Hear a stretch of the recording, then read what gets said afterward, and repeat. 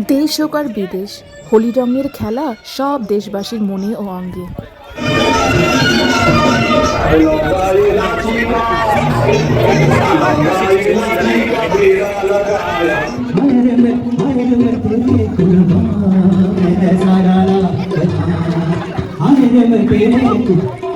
বাচ্চা থেকে বুড়ো, হোলির রঙে আমরা আমেরিকাতে সবাই মেতে উঠি। সঙ্গে এরকম বাঙালি সাংস্কৃতিক অনুষ্ঠানও হয়ে থাকে।